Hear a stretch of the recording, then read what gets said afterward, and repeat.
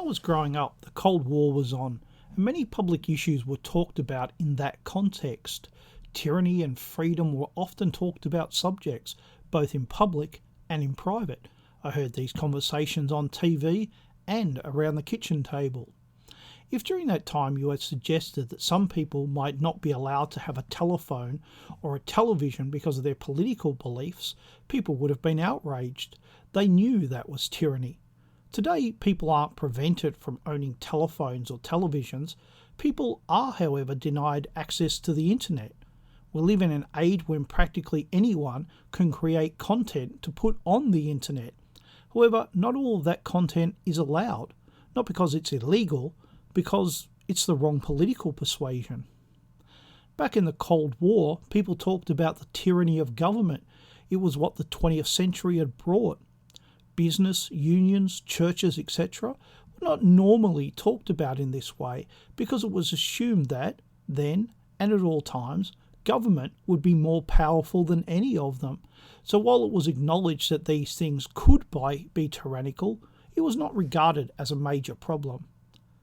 Today, we live in the age of outsourcing, where jobs are done not by the organisation that needs them done, but by someone else. Someone who is paid to do a job, but not to question why they are doing the job. Not all outsourced jobs are paid for. Today, most people are against the idea that the government should censor things. So now that job is being done not by government, but by business.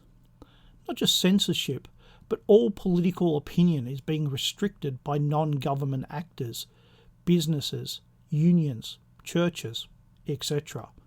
We increasingly live in a tyrannical system, and most people do not see it at all because the government is not directly involved. Instead, it denies that this is real. It denies that it has any power to stop or correct it, and it uses the courts to enforce the system in which tyranny is outsourced. The liberal system has decided that the outcome is more important than the means. Once the means was considered just as very important. It was not simply that things be done, but that they be seen to be done the right way. That is no longer the case. Only the outcome is important now, and deflecting criticism, because that way the things that it does can be both secret and done openly. To achieve the outcomes that liberalism wants, liberals use whatever is at their disposal, government or non-government. It doesn't matter, as long as they achieve the outcome that they want. The freedoms that we are told are ours, that our forefathers fought for, is being taken from us. They are outsourcing tyranny.